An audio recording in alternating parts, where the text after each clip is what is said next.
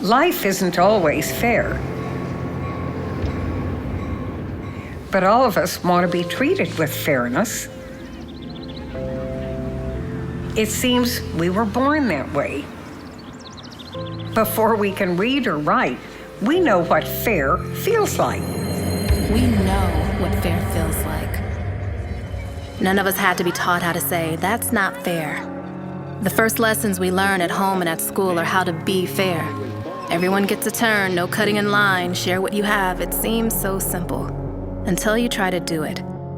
Because even though we all want fairness, we don't always agree on what's fair and what isn't. Stripped down to its core, fairness is treating others the way you want them to treat you, and knowing they will treat you the same way.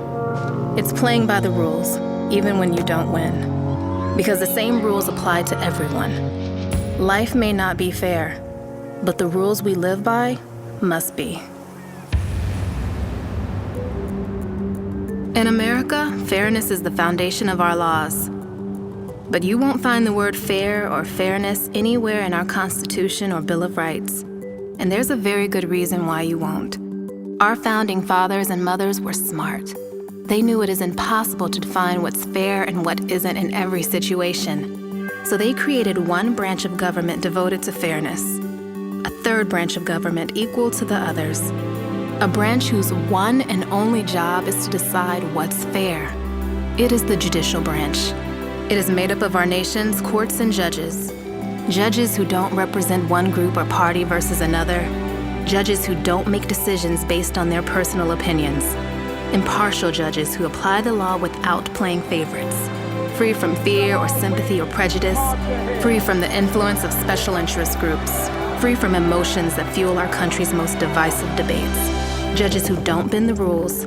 Judges who don't bend to pressure. Judges who stand for one thing and only one thing. Fairness. It isn't flashy work. Nobody ever went to a game to watch the referee, but there can't be a fair contest without one. It means making hard but fair calls and not letting the crowd's reaction change your mind. Because fairness has never been a popularity contest, and doing what's right isn't based on poll numbers. Throughout our history, Americans look to the courts for fairness. Today, Americans still go to court because they trust the judge will handle their case with an even hand, fair and square. They believe that while no one in America is above the law, all of us are entitled to the same law, guaranteed by fair and impartial judges.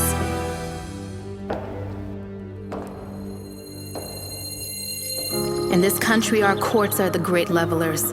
In our courts, all men are created equal. I'm no idealist to believe firmly in the integrity of our courts. That is no ideal to me.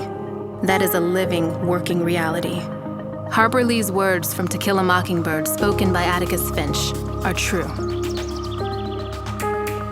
I have seen that reality. I have worked alongside judges and justices dedicated to defending the integrity of our courts.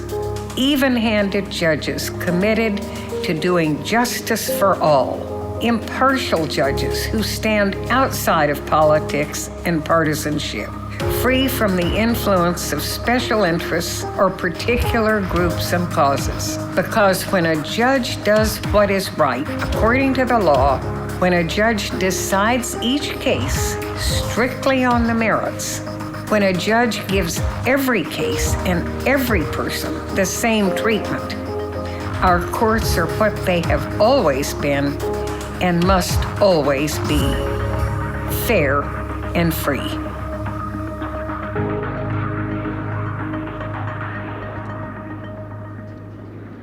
America's courts are fair.